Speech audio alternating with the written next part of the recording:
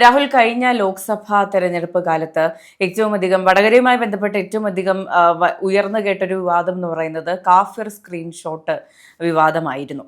അപ്പോൾ ഒരു സമയം കഴിഞ്ഞപ്പോൾ അത് കെട്ടടങ്ങിയെന്ന് തോന്നിയെങ്കിലും ഇടവിട്ടുള്ള ഇടവേളകളിൽ ഇതിങ്ങനെ വീണ്ടും ചർച്ചാ വിഷയമായി വന്നുകൊണ്ടിരിക്കുന്ന ഒരു സാഹചര്യം ഉണ്ടായിരുന്നു. ഇപ്പോൾ ഈ കാഫിർ സ്ക്രീൻഷോട്ട് ആദ്യം പ്രത്യക്ഷപ്പെട്ട ഗ്രൂപ്പിന്റെ അഡ്മിനെ, വാട്സാപ്പ് ഗ്രൂപ്പിന്റെ അഡ്മിനെ ചോദ്യം ചെയ്യാൻ വിളിച്ചിട്ടുണ്ട്. അപ്പോൾ ഈ എയ്ത അമ്പുകളെല്ലാം തിരിച്ച് അവരുടെ പാളയത്തിൽ തന്നെ എത്തുന്നു.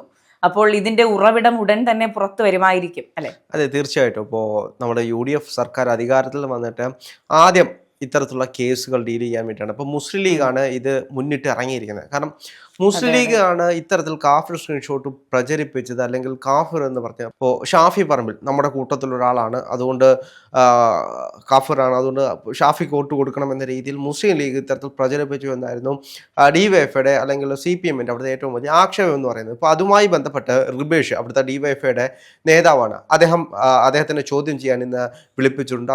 അതേപോലെ തന്നെ അദ്ദേഹം രാജിവെച്ചിട്ടുണ്ട് എന്നുള്ള വാർത്തയും ഇപ്പോൾ മാധ്യമങ്ങളിലൂടെ നമുക്ക് കേൾക്കാൻ കഴിയുന്നുണ്ട്.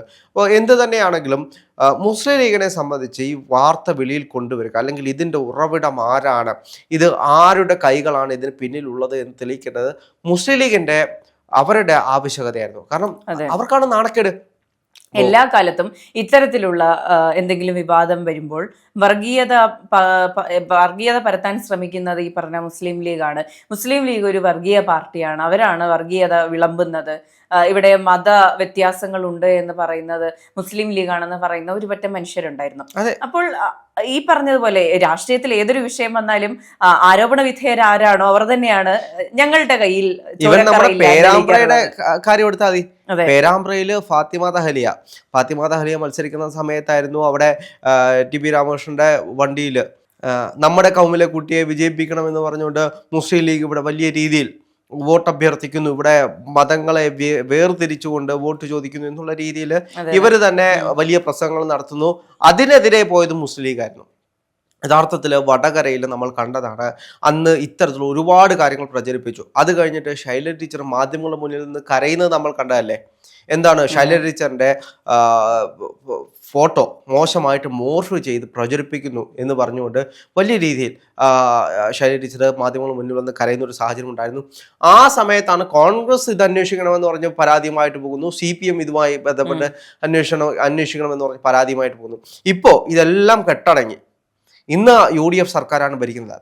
ഈ സാഹചര്യത്തിൽ മുസ്ലിം ലീഗ് ഈ കേസുമായി ബന്ധപ്പെട്ട് മുന്നോട്ട് പോകണമെങ്കിൽ മുസ്ലിം ലീഗിന് കൃത്യമായിട്ടുള്ള അവർക്ക് ബോധ്യമുണ്ട്, ഇത് അവരുടെ ഭാഗത്തു നിന്നുണ്ടായതല്ല, അങ്ങനെ ഉണ്ടായിട്ടുണ്ടെങ്കിൽ അത് ആരാണെന്ന് കണ്ടുപിടിക്കണം. അങ്ങനെയാണ് DYFI നേതാക്കന്മാരുടെ അടുത്തേക്ക് എത്തുന്നത്. ഇവരാണ് ഇത് പ്രചരിപ്പിച്ചിട്ടുള്ളത്. ഇവർക്ക് ഇത് എവിടുന്ന് കിട്ടി, ഇത് ആരുടെ ബുദ്ധിയാണ് എന്നുള്ള രീതിയിൽ ഇപ്പോൾ എന്താണെങ്കിലും ചർച്ചകൾ നടന്നുകൊണ്ടിരിക്കുകയാണ്, അന്വേഷണം നടന്നുകൊണ്ടിരിക്കുകയാണ്. ഇപ്പോൾ മുസ്ലിം ലീഗിനെ പറ്റി നമുക്കറിയാം. മുസ്ലിം ലീഗിനെ ഇന്ന് CPM, അതായത് തെരഞ്ഞെടുപ്പിന് മുമ്പ് തന്നെ CPM ഒരു മതവർഗീയ പാർട്ടിയായിട്ട് ചിത്രീകരിക്കാനാണ് പലപ്പോഴും നോക്കിയിട്ടുള്ളത്. ഇപ്പോൾ CPMന്റെ ഇപ്പോൾ ഗോവിന്ദ മാഷനെ പലതവണ പറഞ്ഞിട്ടുണ്ട്, UDF അധികാരത്തിൽ വരികയാണെങ്കിൽ ഒരു മുസ്ലിം മുഖ്യമന്ത്രി ആയിരിക്കും ഉണ്ടാകാൻ പോകുന്നത്, ഇവിടെ മുസ്ലിം ലീഗ് ഉപമുഖ്യമന്ത്രി സ്ഥാനം ചോദിക്കും, നിങ്ങൾ ഇതെല്ലാം കൊടുക്കുമോ, 5 മന്ത്രിമാരെ കൊടുത്തില്ലെങ്കിൽ മുസ്ലിം ലീഗ് ഇടയും, മുസ്ലിം ലീഗ് ഇടയാൻ പോകുന്നു, മുസ്ലിം ലീഗ് പിരിയാൻ പോകുന്നു, മുസ്ലിം ലീഗ് VD സതീശൻ ഇതെല്ലാം കഴിഞ്ഞതിന് ശേഷം UDF വിജയിച്ചതിന് ശേഷം മുഖ്യമന്ത്രിയെ തീരുമാനിക്കുന്നത് മുസ്ലിം ലീഗാണോ എന്ന് പറഞ്ഞുകൊണ്ട് ഇപ്പോൾ കോൺഗ്രസിലുള്ള 1-2 നേതാക്കന്മാരുടെ വായിൽ നിന്നും പോയ വാക്കുകൾ കടമെടുത്തുകൊണ്ട് മുസ്ലിം ലീഗിനെ മൊത്തത്തിൽ ആക്രമിക്കുന്ന രീതിയായിരുന്നു CPMന്റെ ഭാഗത്തു നിന്നുണ്ടായത്.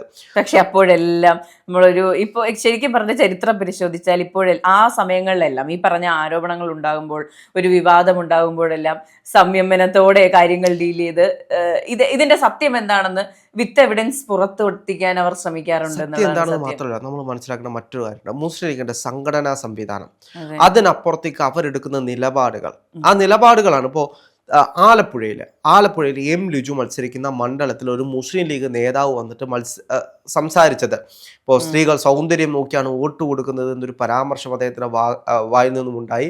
അദ്ദേഹത്തിനെ കൊണ്ട് മാപ്പ് പറയിച്ചു, പോരാത്തതിന് ഇലക്ഷൻ പ്രചരണങ്ങളിൽ നിന്ന് അദ്ദേഹത്തിനെ മാറ്റി അദ്ദേഹത്തിന്റെ പാർട്ടിയിൽ നിന്ന് സസ്പെൻഡ് ചെയ്യുന്ന ഒരു സാഹചര്യമുണ്ട്. അപ്പോൾ ഇത്തരത്തിലുള്ള ഇതേപോലെ 1-2 വിഷയങ്ങൾ ഈ തെരഞ്ഞെടുപ്പുമായി ബന്ധപ്പെട്ടുണ്ടായിട്ടുണ്ട്. മുസ്ലിം ലീഗിന്റെ ഇത്തരത്തിൽ ആരുടെയെങ്കിലും വായിൽ നിന്ന് എന്തെങ്കിലും പോയിട്ടുണ്ടെങ്കിൽ അവർക്കെതിരെ കൃത്യമായിട്ടുള്ള അച്ചടക്ക നടപടി പാർട്ടിക്കുള്ളിൽ എടുത്തിട്ടുണ്ട് എന്ന് പറയുന്നത് നല്ലൊരു കാര്യമാണ്. ഒരു സംഘടനയെ സംബന്ധിച്ച് ഇപ്പൊ മുസ്ലിം ലീഗിന് അറിയാം, അവർ എന്തെങ്കിലും ഒരു വിധത്തിൽ അവരുടെ വായിൽ നിന്ന് എന്തെങ്കിലും വീണ് പോയാൽ അവരെ വർഗീയ പാർട്ടിയായിട്ട് ചിത്രീകരിക്കാൻ വേണ്ടിയിട്ട് ഒരു കൂട്ടം ആളുകൾ ഇപ്പുറത്തുണ്ട് എന്നുള്ള കൃത്യമായ ബോധ്യം ഉണ്ടായതുകൊണ്ടാണ് മുസ്ലിം ലീഗ് ഏതൊരു അവസ്ഥയിലാണെങ്കിലും ഏതൊരു പ്രതിസന്ധി കാലഘട്ടത്തിലാണെങ്കിൽ പോലും കോൺഗ്രസിനെ ഒരു വാക്കുകൊണ്ട് പോലും ഒന്നും പറയാതെ മുന്നോട്ട് പോകുന്നത് എന്നൊരു യാഥാർത്ഥ്യമാണ്. അപ്പോൾ ഷാഫി പറമ്പിൽ മത്സരിക്കാൻ വരുമ്പോൾ ഇത്തരത്തിലൊരു കാര്യം പ്രചരിപ്പിക്കുമ്പോൾ ഇപ്പോൾ ഷാഫി പറമ്പിലിനേക്കാൾ കൂടുതൽ നാണക്കേട് മുസ്ലിം ലീഗിനാണ്. അതുകൊണ്ടാണ് മുസ്ലിം ലീഗ് ഇവിടെ കൃത്യമായിട്ട് ഇടപെടുന്നത്. ഇത് യഥാർത്ഥത്തിൽ ഗുണം ചെയ്ത് ഷാഫി പറമ്പിൽ ഗുണം ചെയ്തു, നമ്മളത് പറയേണ്ടതാണ്. വടകരയില് എപ്പോഴും പറയുന്ന ഒരു കാര്യം, സ്ക്രീൻഷോട്ട് വന്നതുകൊണ്ടല്ല, സ്ക്രീൻഷോട്ട് ഒരു വിവാദമാണെന്നുള്ള ബോധ്യം പൊതുജനത്തിന് ഉണ്ടായതുകൊണ്ട് അതൊരു വലിയൊരു മൈലേജ് അത് കൃത്യമായിട്ട് എത്തിക്കാൻ അവിടെയുള്ള ആളുകൾക്ക് കഴിഞ്ഞു എന്നൊരു യാഥാർത്ഥ്യമാണ്. ഈ വിഷയം വരുമ്പോൾ തന്നെ UDF-ഉം മുസ്ലിം ലീഗും പരാതിയായിട്ട് പോകുന്നു. സ്വാഭാവികമായിട്ടും പലപ്പോഴും ഇത്തരത്തിലുള്ള കാര്യങ്ങളൊക്കെ തള്ളിക്കളയാറാണുള്ളത്. പക്ഷെ മൗനം അവലംബിക്കുകയാണ് സാധാരണ രീതിയിൽ ചെയ്യാറ്. അവിടെ കൃത്യമായിട്ട് UDF-ഉം മുസ്ലിം ലീഗും പരാതിയുമായിട്ട് പോകുന്നു, ഇത് കൃത്യമായിട്ട് ചോദ്യം ചെയ്യുന്നു.